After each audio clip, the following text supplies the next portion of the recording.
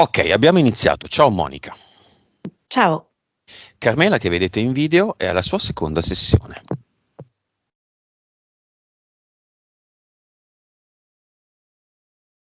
Cinque, 4, 3,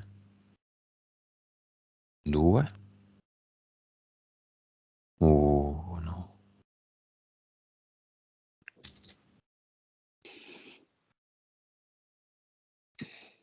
Allora, Carmela mi mostra la sua mano destra e mi fa vedere un anulare con la fede al dito. Destra, però. Mhm. Come se il legame, che non è il legame del suo matrimonio, perché se le guardo la mano sinistra, quindi le guardo l'anulare sinistro, quella fede è praticamente quasi invisibile, impercettibile, mentre la fede alla destra, cioè io la vedo ancora chiara, di un colore oro intenso. Ti dà l'autorizzazione, Carmela? Sì, è come se volesse togliersi anche questa. E sentisse che attraverso questa sessione ci riuscirà. Va bene, nome del progetto della seconda sessione di Carmela, che con questa seconda sessione vuole andare più in profondità, dopo aver tolto i problemi, le questioni principali, adesso inizia davvero il lavoro di profondità. Questo lo dico a tutti quelli che hanno fatto una sessione, hanno dei risultati, con me ovviamente, hanno dei risultati e poi si fermano, non capisco per quale motivo. Scarsa consapevolezza probabilmente. In Carmela ci sono delle contraddizioni. Infatti il progetto che mi viene è Corna Musa, dove c'è scritto Corna tra parentesi Musa. Mi fa vedere come se di fatto sotto ci fossero da un lato dei sensi di colpa per una serie di scelte che lei ha preso, ma dall'altro mi fa sentire il suono proprio della cornamusa, che viene suonata proprio all'interno di un prato verdeggiante, proprio di un verde brillante. E corna, musa anche ha un significato? È come se lei, in fin dei conti, stesse cercando proprio un'ispirazione, per comprendere in che direzione andare, per comprendere, lei chi è davvero, cosa deve fare. Quindi è musa di se stessa. Sì, è musa di se stessa, ma ovviamente sta cercando delle risposte all'esterno. Vibrazione. 31 miliardi. Consapevolezza. 168. Anima. 46. Vite. 1071. Cervello. 9.6. Suscettibilità ipnotica. 57. Gioverebbe a Carmela in futuro fare una sessione? Sì, assolutamente sì. Che? Perché potrebbe andare in profondità dentro se stessa, al di là di quello che lei crede di conoscere di se stessa. Quindi l'altra volta l'altra volta tu e questa volta anche, vai in profondità di Carmela, ma non lo fa lei stessa. Quindi Esatto. il beneficio c'è, ma non è come farlo da soli. Mm. È come costruirsi una casa da soli, tinteggiarla, o farlo fare a qualcuno, come vogliamo noi. Se lo sai fare e lo fai tu, è sicuramente meglio.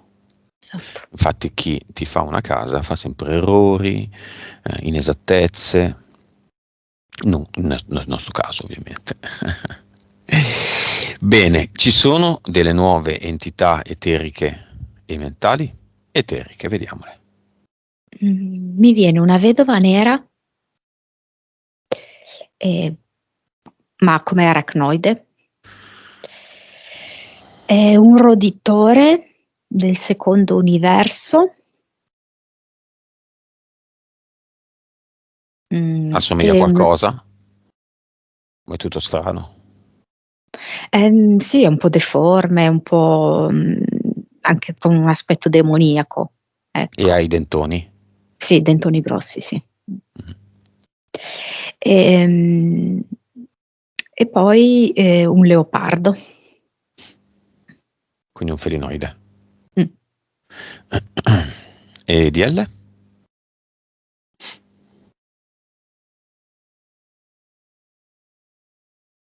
Ma allora dunque,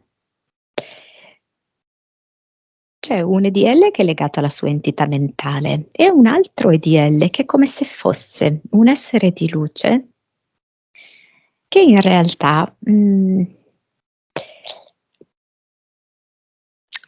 è una reale interferenza costante per Carmela, ma è come se ci fosse una sorta di strascico che fa sì che Carmela richiami questo EDL che in qualche modo è una specie di entità angelica. È Un EDL comunque di quella angelico. schiera lì, sì. Come si chiama? Giovanni Gabriele. Ah, così. Ha a che fare con Gabriele? Sì. Ma che poi diciamolo, Arcangelo Gabriele, Michele, Raffaele sono solo archetipi, sono solo concetti, sono solo idee. Esiste, Monica, un universo in cui Gabriele, Michele e Uriele, Gabriele, Michele, Raffaele, Uriele, tutti gli altri si chiamano Qui Qua Qua e Paperino? Sì. Mm. Sì, Si sì, chiamano Bianco, Verde, Rosso e Deficiente? soprattutto, sì. Ok, ci sono. Quindi sono soltanto dei concetti. Certo. Quindi quando appare l'arcangelo è un concetto, dietro il quale c'è S un'energia. sì. E poi soprattutto è sempre questa idea di un qualcuno dall'esterno che ti porta una notizia, un'informazione, una previsione. Mm. Mh. E quindi Dis- Carmela a volte è proprio legata a queste cose esterne, attingere da fuori. Va bene, mentali, vediamole. Non è facile da spiegare questa. Mi viene sotto forma di viltà. Viltà potrebbe essere sia intesa come mancanza di coraggio che come meschinità. In realtà, allora, lei è stata nella sua vita estremamente coraggiosa. Ha veramente sfidato una serie di pregiudizi e di strade prefissate da lei e lei ha proprio ribaltato tutto. Ma è come se dentro di sé fosse rimasta, proprio infilata sotto i suoi muscoli, sotto le sue fibre muscolari, una voce, un'impressione, una specie di giudizio che le dice che in verità lei, per certi aspetti, ha preso delle scelte che hanno violato, ehm delle leggi. Mh. Mhm. Aspetta, come si chiama questa entità mentale? Viltà mi viene. Viltà, Sì, livello. e quindi lei ha commesso delle bassezze. Mh. Ehm, allora, in passato è stata anche molto forte, aveva dei picchi molto forti, soprattutto quando lei doveva prendere delle decisioni importanti, la vedo anche, raggiungere il livello 6. Mh. Attualmente io la vedo molto subdola. ed è un livello, diciamo a volte mediamente 2, però come dirti è proprio lì, sotterranea, che è come se fosse un rimprovero che lei non ha aderito a quello che avrebbe dovuto essere una certa linea, un certo cammino da prendere, perché la donna fa così. Lei per gran parte della sua vita ha fatto in qualche modo, no? Come gli è stato detto. Ha sacrificato se stessa, si è messa completamente al servizio degli altri. Poi ha deciso che basta. Però, per farti capire, l'ha fatto più a livello esteriore che a livello interiore completo.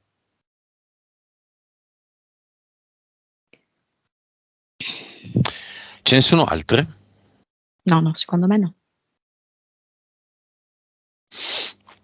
Impianti.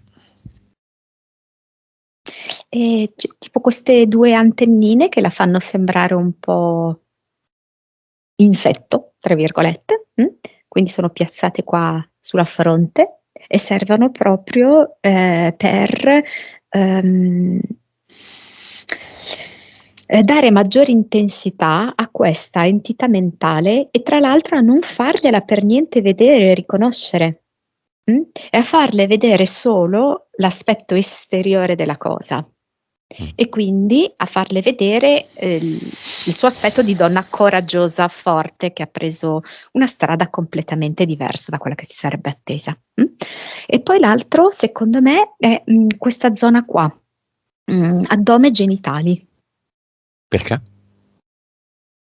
Perché è proprio il divieto della femminilità, della sessualità. Va bene, adesso lei non ha nessuno, quindi non vive quella dimensione lì. Però in realtà anche nel passato lei ha trovato degli uomini per cui a un certo punto della storia quella parte lì di se stessa, che è la sessualità e che fa parte della libertà, che fa parte della espressione di se stessa, per una ragione o per l'altra non poteva più viverla. Si bloccava quell'aspetto lì.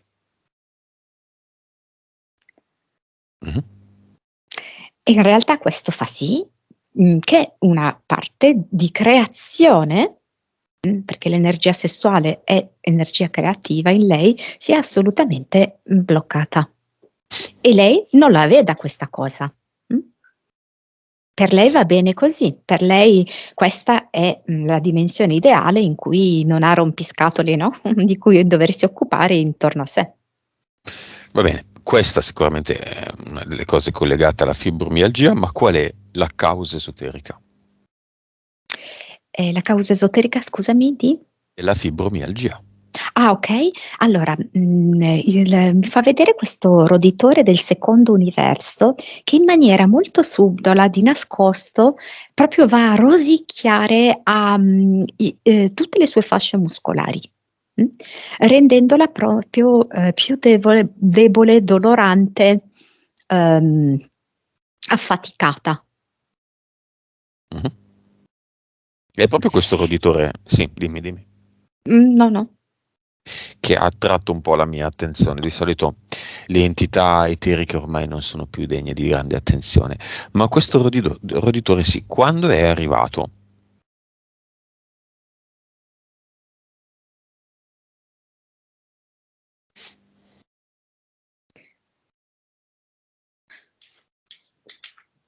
Allora, aspetta, perché mi dà che lei prima di separarsi effettivamente dal marito, cioè no marito, scusami, ex marito, in realtà aveva già avuto come una specie di forte crisi e voleva già ribaltare in quel momento la sua vita. Voleva già stravolgere tutto quanto. Ed è arrivato proprio questo roditore per quindi comunque era ancora molto giovane, no? Era proprio nel ben mezzo, no? Della vita in cui poteva prendere tutta un'altra strada. aveva poco più di 30 anni. Questo roditore ha fatto sì che lei non ribaltasse in quel momento la sua vita, ma continuasse ancora in tutti quei ruoli lì, di mamma, moglie infelice, sacrificata, eccetera, eccetera, Ha tenuto eccetera. lo status quo. Sì. E se anche l'abbiamo tolto nell'altra sessione, è tornato perché questa situazione non è cambiata. No, perché lei è come se lei ha fatto un lavoro enorme, ok? Da quando è nata fondamentalmente. Lei da quando è nata ha iniziato a togliersi zavorre, perché lei è nata proprio, come dirti, in tutti quegli impedimenti tipici della terza dimensione. Lei è nata proprio sotto la luce del divieto, dell'obbligo, del disamore, dell'abbandono, l'oscurità, tutto ciò che appartiene alla terza dimensione, lei l'ha vissuto, ok? E piano piano ha cercato di mollare tutte queste cose qui.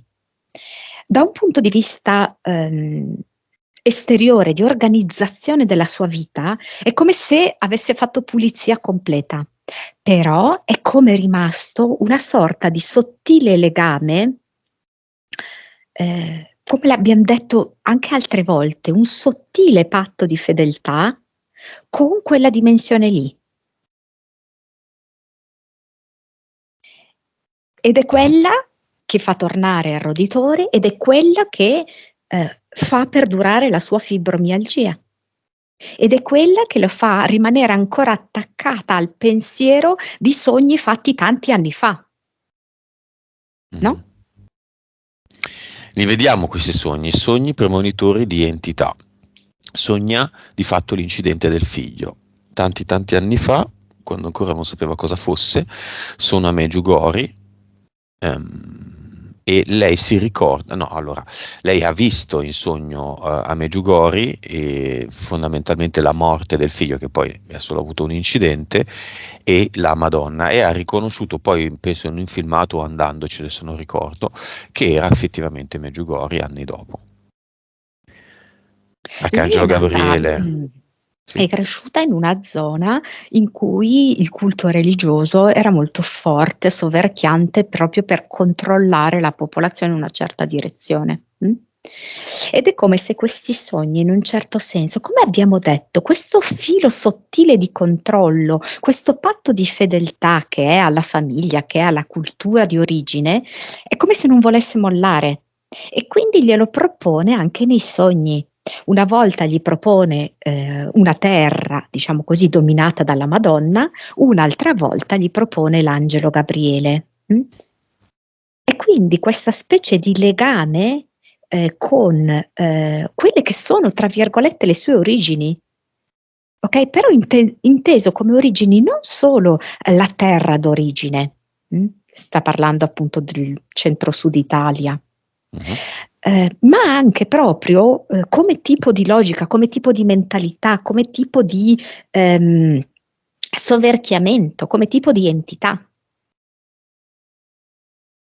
Stesso discorso per la gravidanza del terzo figlio, annunciata dall'Arcangelo Gabriele, archetipo?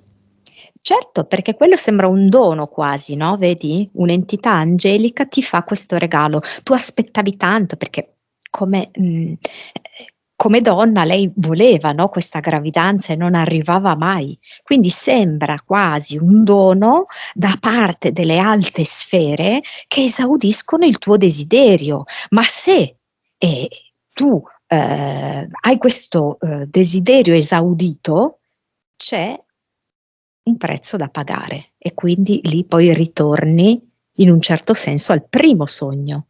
Cioè quello che lei deve comprendere è che questi sono tutti degli agganci a quelli che poteva essere definita la terza dimensione. Ok? A quello che poteva essere definito e il suo passato personale, ma anche proprio il passato della sua famiglia, delle sue origini, della sua terra, il passato. Morte della suocera annunciata in sogno dal padre deceduto. Stesso discorso. Sono 3 i sogni premonitori. Ok, aspetta, però questo è diverso. Ehm, della-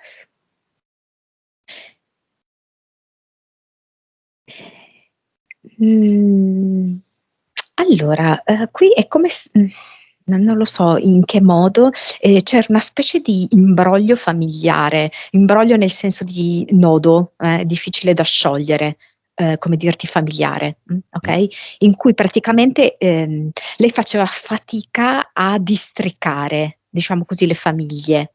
Mm? mhm. Mi dà come lei imprigionata all'interno di questa cosa familiare, che poi invece mano a mano è riuscita a sciogliere, però in quel momento lì non era così.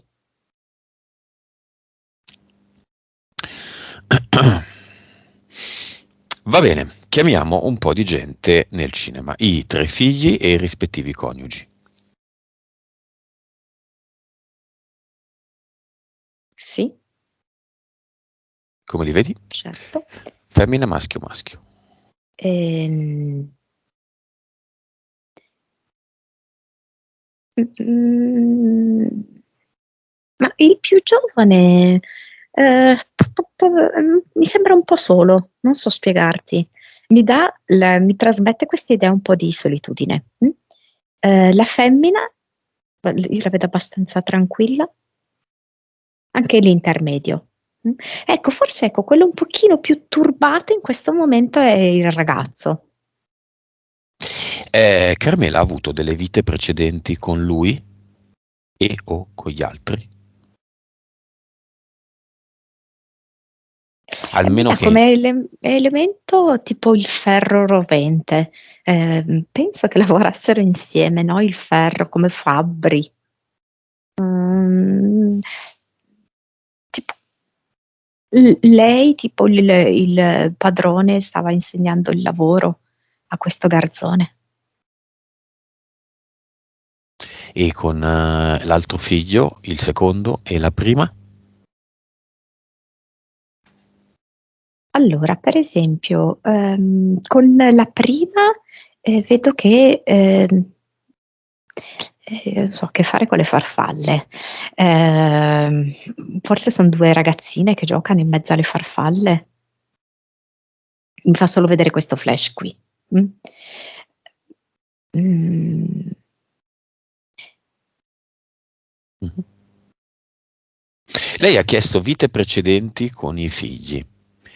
Per Cause, esempio, l'altro non lo vedo, le vite precedenti. cause esoteriche di questa domanda.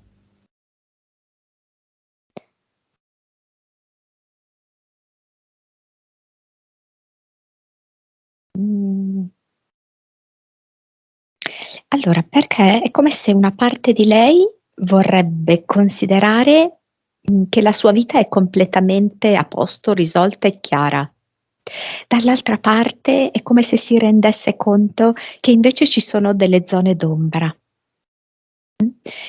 Però, anziché andare a ricercare dentro se stessa, è come se avesse bisogno di andare a ricercare all'esterno, nel passato, in vite parallele.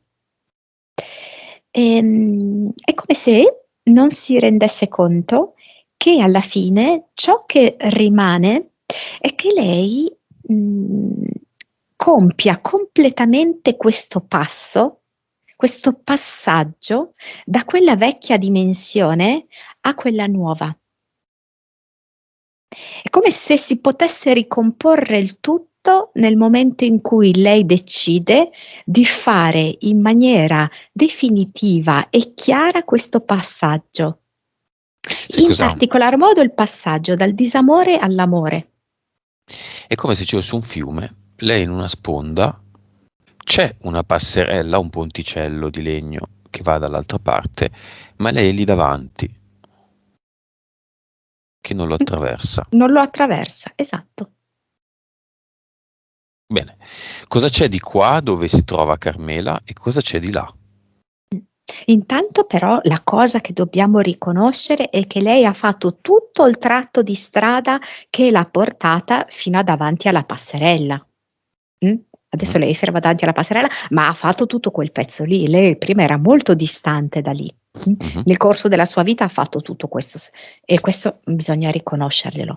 Dall'altra parte c'è la vera Carmela, che per me non è Carmela, ma è Rosalba.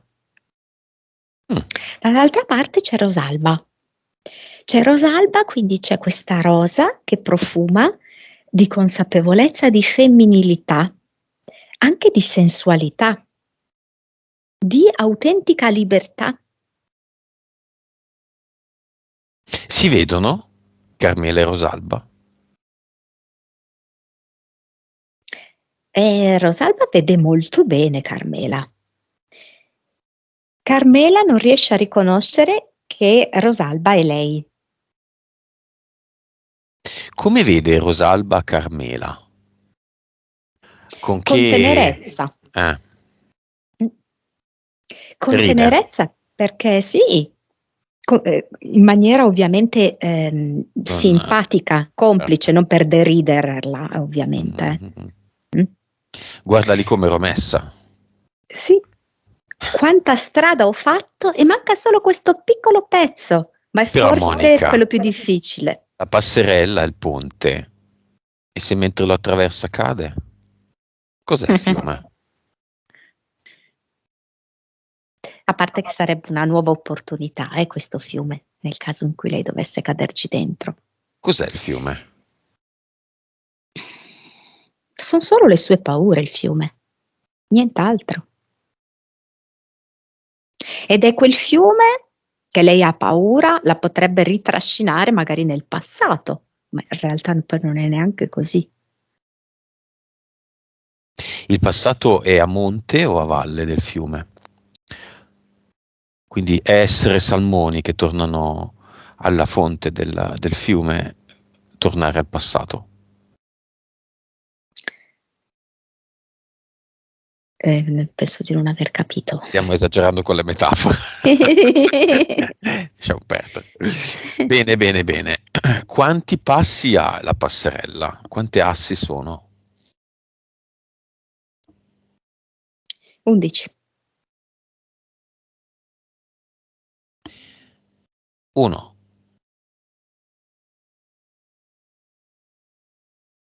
Ti dico solo cosa ti arriva. Asse numero 1 ha una scritta?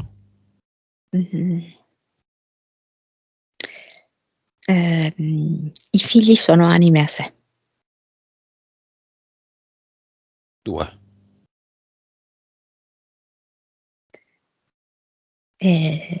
Non sono la responsabile dell'infelicità dei miei ex. 3.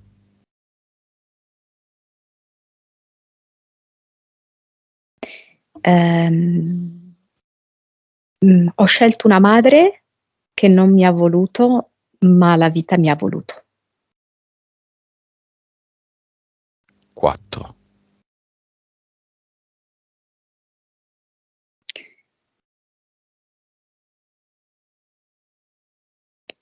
Amo la bambina che sono stata.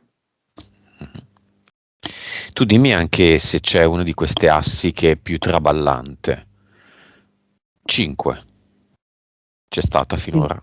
Infanzia un po' difficile, dove lei si è fatta tante domande, si è rimproverata delle cose, così, ecco. Però quella roba lì, insomma, l'aveva già un po' curata. Ehm, 5. mm, la rinuncia e il sacrificio è parte di un'illusione, di un inganno. 6.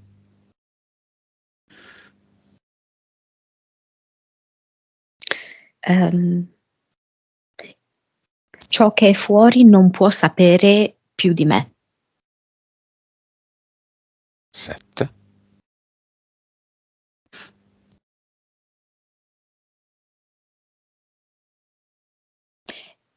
Sono una donna. 8.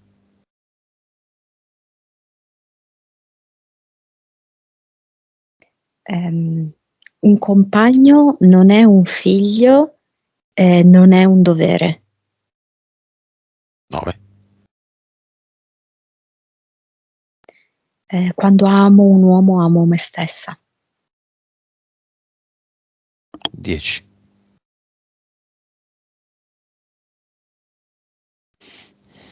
È qualcosa sulla Sardegna, ma non lo riesco a capire. È la mia vocazione, tipo la Sardegna è la mia vocazione. 11.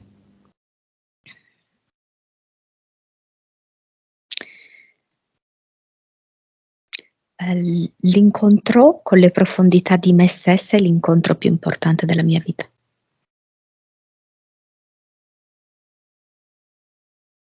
E poi Rosalba. Mm. Bene, il punto missione vita è andato, perché è questo.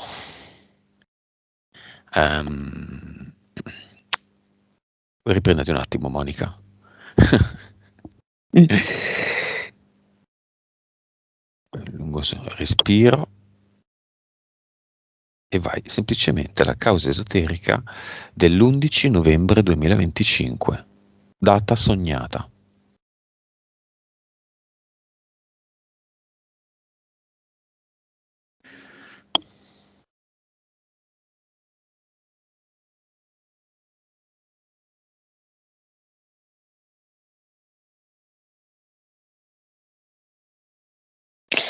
È come una liberazione.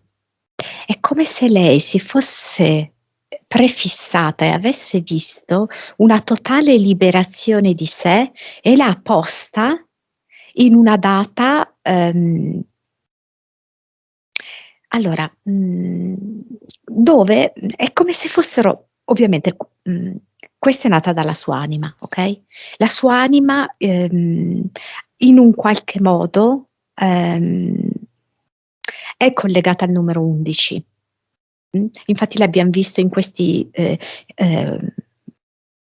11, come si chiama? Assi di legno, no? Sì, di legno.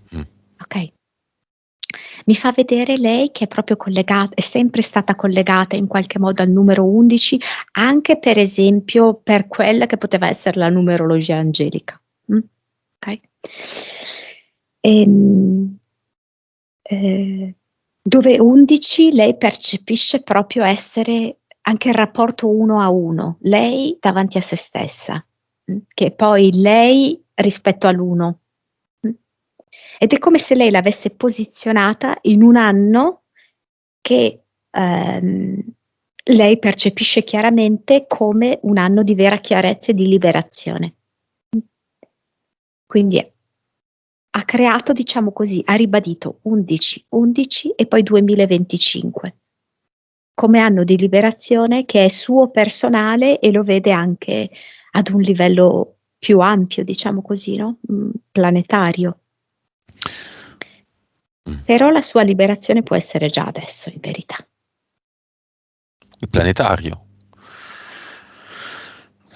Di tutti quelli che faranno un cambiamento su se stessi.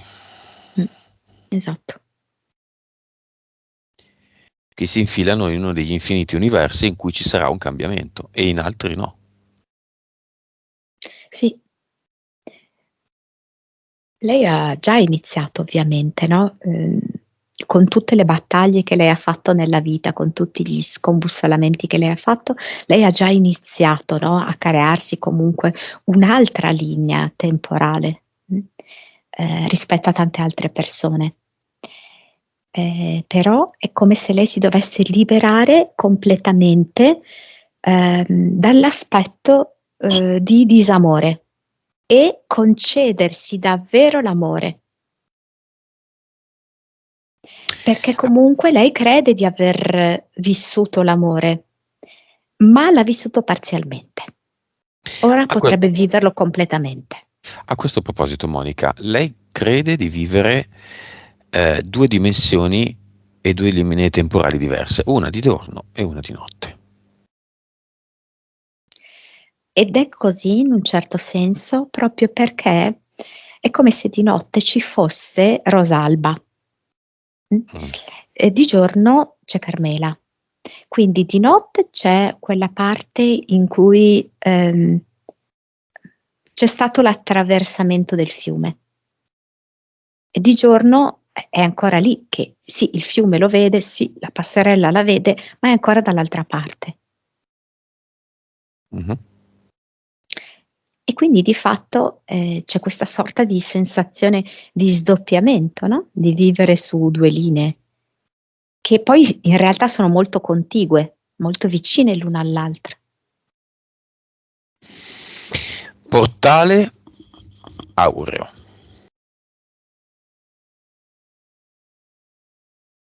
Allora, per quanto riguarda l'ex marito, quindi quella da cui lei ha avuto i figli, lo vedo, non so perché, legato all'elemento del legno. Molto anche come un uomo un po' legato alla materia, no? Pratico. Però anche tanto legato al sacrificio, perché mi mostra questo panino con dentro una fetta quasi invisibile di salame, come a mostrarmi proprio che l'idea della rinuncia, della fatica, del lavoro e anche proprio della concretezza, della praticità, fosse stato l'elemento dominante della sua vita. Sì. E cosa vogliamo dire? Che Carmela è stata una gran donna, no? Nell'affrontare una parte di vita con lui e poi aver scelto di allontanarsene, perché chiaramente non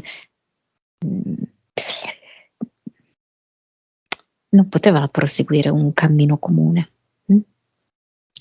Però è una bella cosa che lei abbia scelto questo momento, perché in Un anno questo lei è dopo. animata, sì, lei è animata dall'amore, nel senso non dell'amore di innamoramento, no? Come un uomo che ha amato, perché non mi risulta che l'abbia amato, ma come amore inteso come empatia, come compassione, come gesto di generosità e capire che in realtà questa cosa che lei sta facendo è utile a tutti quanti noi. Chiamiamo il padre e l'ex.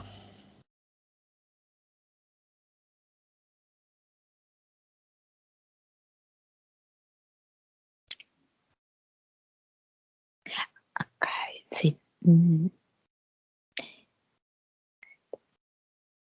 Sì, certo che con il padre è un rapporto, è come molto forte, molto ambivalente, no, c'è stato. Vabbè, adesso arriva proprio questo odore fastidioso di nicotina, di sigarette, di quelle mani, sai che tengono per tante ore al giorno la sigaretta in mano, mi viene questo. Che puzzano. Sì, mi viene Giallognole. questo, sì. Questo è il Così. padre.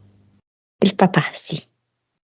Però in questa veste in cui io lo vedo è come molto amorevole nei suoi confronti.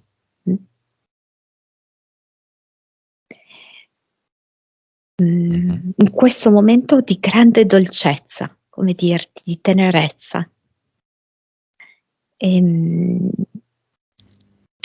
Non me ne voglia, io l'ex marito lo vedo ancora proprio un po' bloccato in questa sua dimensione molto materica. E l'ex?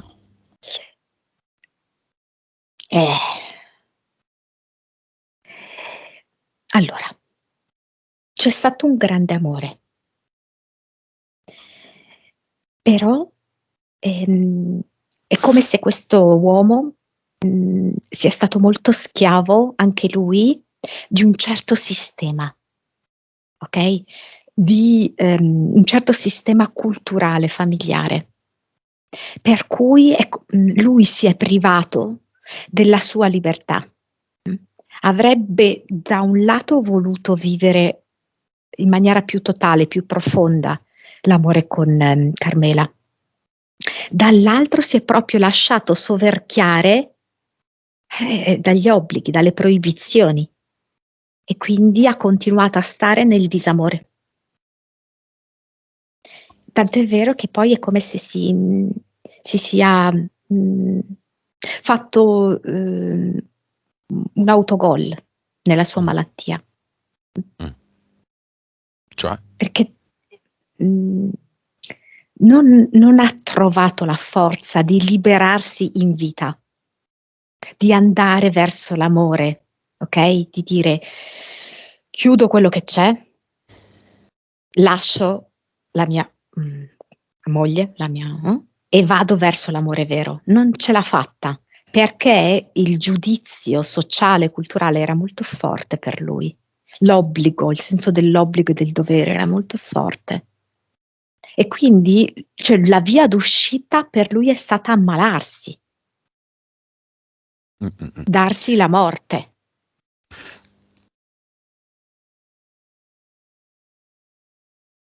Però è come se si fosse, cioè quando è morto, è come se avesse lasciato in vita il suo amore e quasi gliel'ha consegnato a Carmela da custodire, come se non volesse che quello morisse. Io muoio, così muoio tutti questi miei sensi di colpa, il dovere, eccetera, ma l'amore tienilo tu in vita. Il padre torna dal portale aureo, giusto? Era nel portale aureo già, sì. Sì. E si ripresenta così, tutto sigarettoso, perché? No, allora penso che sia stata allora, ho notato che succede questo, che da un lato mi presentano un'immagine della vita. Cioè, penso che sia stato un fumatore abbastanza accanito, questo uomo, ok? Ma no, perché lui adesso nel portale aureo fumi, ma mi dà solo un'immagine per farmi riconoscere, guarda che sono io, ok? Così anche Carmela può avere la certezza che è lui, certo. In questo gioco aveva il personaggio dell'uomo che fumava, e quindi si è fatto riconoscere. Esatto, così. E ok, non dobbiamo dare una vicca al padre. No. È come se mi avesse presentato il documento di riconoscimento, così, no? La diamo però al marito e all'ex. Il marito è che deve fare un lungo lavoro, che credo farà nella prossima vita. Quindi con la Vic è come se, adesso io non so che tipo di rapporto poi avesse avuto con i figli, perché vedo che è come se questa Vic gli sia utile nel comprendere alcune dinamiche con i figli, ma non tanto nel rapporto di coppia, vedo. E l'ex? L'ex con la Vic è come se fosse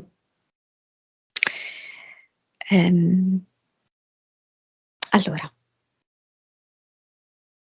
come se fosse nell'amore totale e in un certo senso, non so, non voglio che Carmela ci rimanga male in quello che sto per dire, perché è come se volesse riprendere l'amore, che siccome lui gliel'ha consegnato e le ha detto di tenerlo, come se lo volesse riprendere e dire non serve più, che tu tenga quell'amore che ha legato me e te. Va bene per Carmela. Sì. Lui lo riprende in modo che lei sia davvero libera. Carmela è Rosalba, è nell'amore, nella possibilità di amare di nuovo.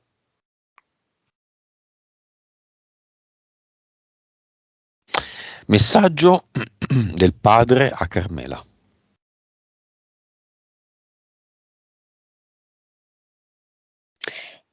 Hai superato ogni barriera culturale. Mi fa vedere proprio questa figlia che è come se passasse quasi attraverso i muri. Non potevo aspettarmi di più da te. Vedo che è come se si abbracciassero all'interno di un campo di fiori. Un prato molto alto dove vedo tanti fiori, tipo la camomilla, c'è come si chiama? La viola del pensiero, c'è l'artemisia.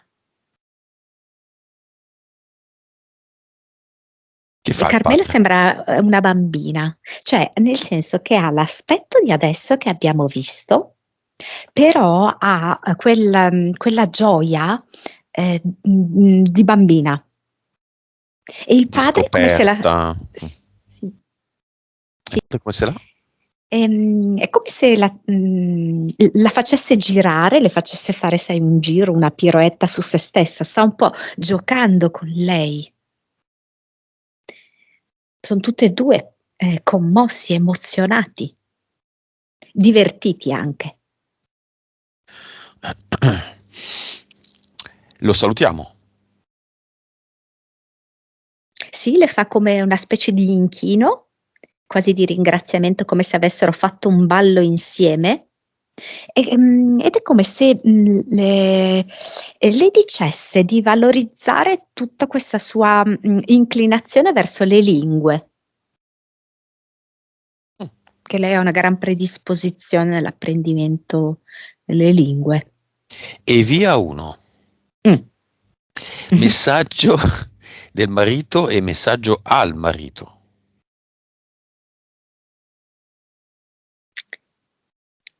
Non so, allora vedo sto marito vicino a una scala di legno, non so perché tutto sto legno.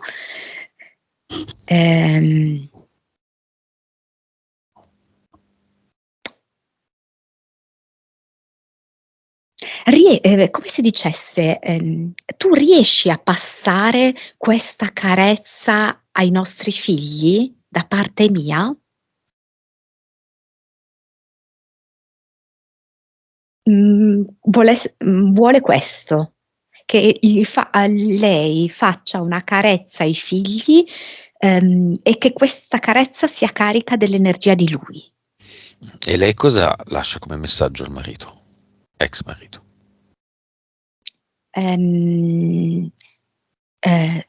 Sono contenta di riuscire a vederti come un buon amico, senza più risentimento, senza nessun tipo di rimprovero. E via due. Lo salutiamo.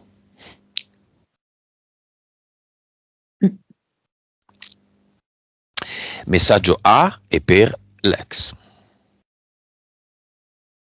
Sei stato in assoluto il mio più grande amore. Mi fa sentire la canzone di Rita Pavone fortissimo, che infatti racconta di una storia che deve essere nascosta fra le persone, fra la gente, no? Mentre lei vorrebbe gridare al mondo che lo ama fortissimo, no? Ma non può, perché comunque è una storia, tra virgolette, clandestina, ok? Beh, Rita Pavone era lesbica e Teddy Reno, il marito, era gay, quindi Sì.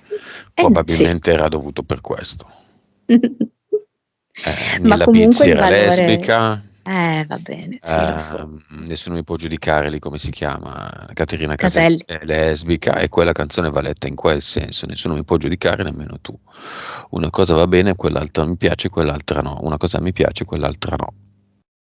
Ve l'hanno detto sotto il naso e nessuno l'ha capito. Sì. Però noi possiamo trasformare tutto, infatti il valore che aveva questa canzone in questo contesto era proprio questo. Il desiderio da parte di Carmela di portare questa storia alla luce, ma l'impossibilità. Quindi ti canta la... non mi ricordo più. Rita La Pavone canzone ti canta fortissimo. fortissimo. No, aspetta, però non è Rita Pavone che me la canta, eh? Mhm. E cioè sento la musica in sottofondo. So che l'ha cantata Rita Pavone.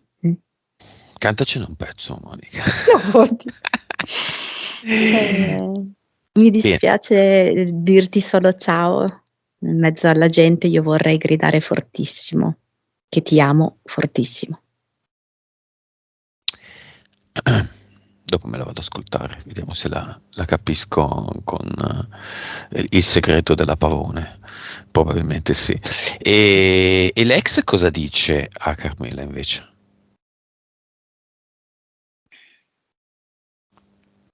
E sai, è come se lui avesse un bivio, no?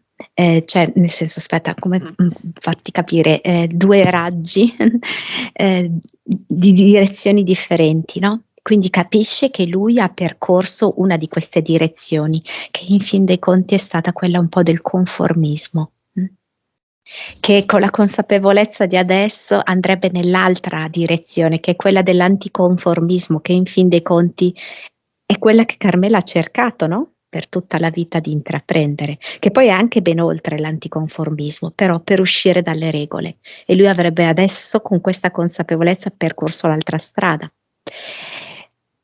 No, ma di fatto nella vita lui ha scelto la strada Bene, sociale, li provata salutiamo socialmente. tutti. Sì. E Lui dice ti do l'ultimo bacio. bene, quando vanno, eh? Sì. Quindi si lasciano andare. C'è, Monica, un valore, un'analisi che vale la pena realizzare circa il malore provato dalla madre alla nascita di Carmela? Ma sì, perché è come se la sua anima gli avesse fatto intendere fin dall'inizio, da quando è venuta alla luce, che lei si sarebbe in qualche modo separata gradualmente da quelle che erano le sue origini. Quindi avrebbe proprio fatto una strada, ovviamente graduale nel corso del tempo, per lasciarsi alle spalle tutta quella storia, tutte quelle caratteristiche lì, tutta quell'oscurità lì. Ed è stata così fin dall'inizio, lei fin dall'inizio era sola. Bene. C'è nel cinema una poltrona particolare, vuota. Sì, Arriva qualcuno a riempirla? sì, anche un bell'uomo è. È una poltrona più grande, rossa, con delle decorazioni d'oro. Sì, ed è proprio centrale. È come se in un certo senso tutte, ovunque tu guardi dal cinema, potessi vedere con chiarezza questa poltrona. È la fiamma di Rosalba? Sì, sì. È la fiamma di Carmela? No, Di è la fiamma Rosalba. di Rosalba. Beh, non c'è altro da dire. Cluster. Guarda, è un po' bizzarro, perché è come se fosse un crocifisso infossato nella terra, come se in realtà appunto ci fosse questo residuo ancora, no, di sacrificio, di privazione di se stesso, eccetera, ma messo sottoterra, non visto del tutto. Però, lei lo riesce a vedere, perché riesce a vedere questa parte della croce che spunta ed è come se avesse in un certo senso la vista a raggi X e riesce a vedere anche sottoterra che c'è tutto il resto del crocifisso. La punta del Sì, crocifisso. bravo, La prima punta verticale. esattamente, proprio così. Bene, il terreno adesso è trasparente e sotto, in quest'area di terreno, si vedono le entità eteriche e le entità mentali. Mi interessa sapere soprattutto il roditore dov'è, perché è quello che lei si porta dietro da tanto, che se anche abbiamo tolto la volta scorsa, tac, è tornato subito. Infatti fa vedere che lui può creare dei tunnel sotterranei, Mhm. e quindi può scappare, può, no, in un attimo essere da un'altra parte. Quindi eludere, insomma, la nostra attenzione. Bene, saltiamo proprio il pezzo in cui lei botta tutto perché deve buttare soltanto sto crocifisso. Lei crea proprio adesso delle fondamenta di un nuovo palazzo, toglie tutto il terreno e ci mette al posto la sua creazione, che è diverso dal togliere semplicemente un'entità, un'interferenza. Se tu non solo togli tutto, ma costruisci al suo posto una tua creazione, quella non può tornare nella tua creazione, il palazzo, neanche con le bombe, perché non ci entra. La cosa bella è che me l'ha fatta sul mare questa abitazione, queste fondamenta, nel mare. Mm.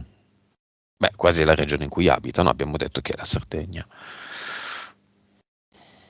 Sì, ed è come se sapesse che qui è il luogo della libertà, è il luogo in cui non c'è spazio per il roditore, non c'è l'habitat proprio per il roditore.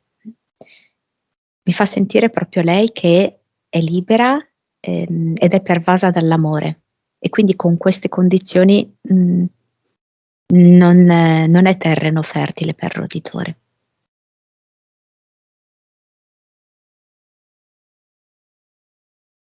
Via tutto e mettiamo questa nuova costruzione, come la vedi?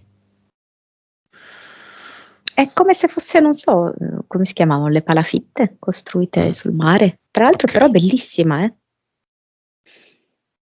bellissima, con molto gusto, diverse piante fiorite, Mm. cuscini colorati all'interno, ehm, tutto molto gradevole, tra l'altro, anche varie suppellettili all'interno della casa, tutto con molto gusto, anche dei manufatti.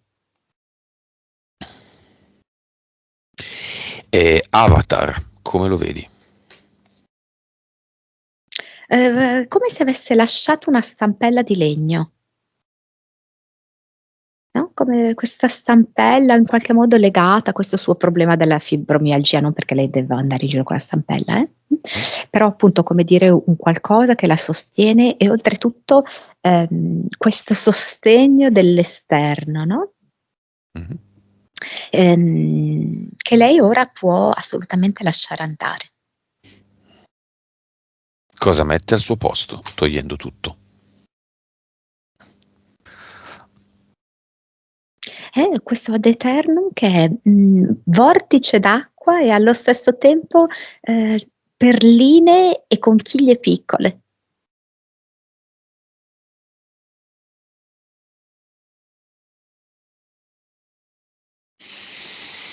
Con questa condizione, cornamusa, aracnoide, roditore, leopardo, i 2DL e viltà esistono ancora. No, non più. No, no, Gli impianti. tolti. L'APS di Carmela adesso come si chiama? Prima non ci importa. Eh, Iris blu, La PE? cielo d'Irlanda, Vibrazione.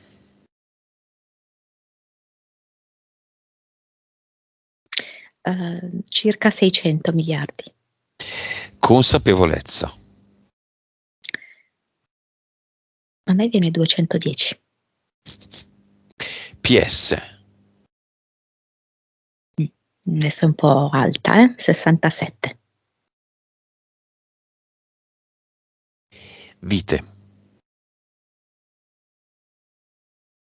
807. Cervello. 10,5.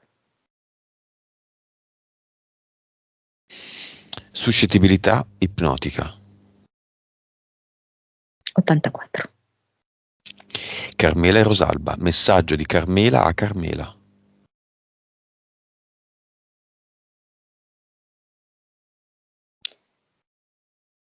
Ti ho visto bambina, ti ho visto donna, ti ho visto combattere, piangere. Ti ho voluto bene. Il messaggio di Carmela a Rosalba. Benvenuta, bentornata, ci sei sempre stata. E di Rosalba a Carmela.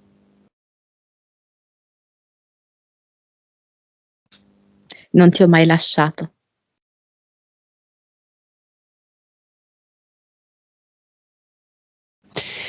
Come la vedi? Mi mostra, il petto coperto proprio da un prato fiorito e vedo un'ape che si poggia per prendere il nettare di uno di questi fiori. Che è sul petto? Sì. Ma il prato cresce dal suo petto? Sì. Che bella immagine.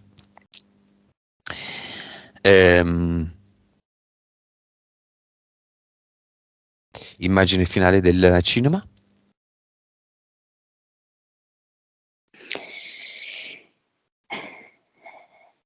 Allora, la figlia la vedo molto ispirata dalla mamma.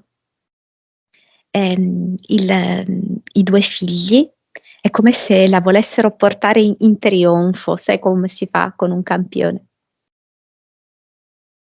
E la fiamma cioè la guarda con un sorriso sicuro.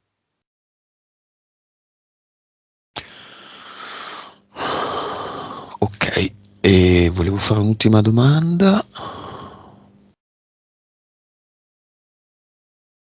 No, a posto. Pronta a tornare? Sì. Disconnettiti da tutto e tutti e prima di contare chiedo a Carmela se vuoi lasciare i commenti finali, se no tolgo la registrazione. Dici. Cos'è che stavi dicendo?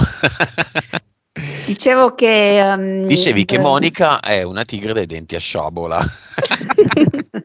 Perché ha No. tirato giù sciabolate di qua e di là, no?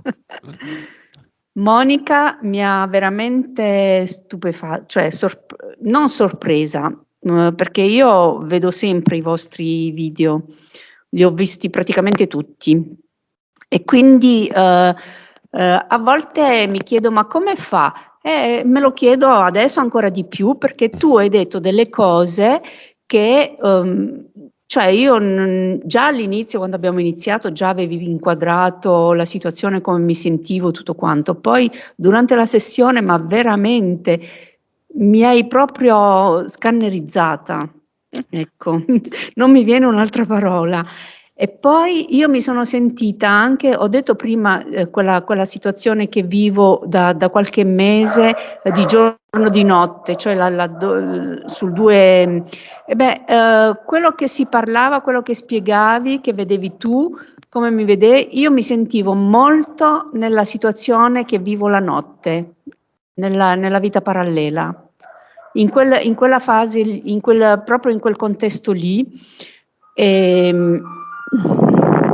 Cavolo, mi suonano alla porta. Abbiamo finito. E Sei quindi, contenta, Carmela? Molto. Adesso molto. andrei all'anagrafe. Andrei all'anagrafe a cambiare il tuo nome in Rosalba. Ma quasi ci stavo pensando. Dico, Fai ma tanto della Rosalba. quando conosco le prossime conoscenze che faccio, dichiarerò che mi chiamo Rosalba, così faccio prima. Va bene. Carmela, ti salutiamo, chiudiamo la registrazione, ti preoccupare, non si sente tanto. Grazie a Monica e grazie a te. Chiudiamo la Scusa, registrazione. Si è scatenato il finimondo. Esatto, perché è arrivata venuto qualcuno al cancello, il cane, c'ho 2 cani. Difatti hai visto ogni tanto mi rivolgevo a qualcuno a fianco a Sì, me, ho sono visto. i miei due dei Zitto, cani. facevi zitto. Sì, perché venivano con la palla che vogliono giocare. Anche. Va Mi bene, venivano a Carmela. chiamare, dice ma cosa fai lì seduta? Vieni a giocare con noi. Resta ancora online un secondo, chiudiamo la registrazione, grazie a tutti. Ciao ciao.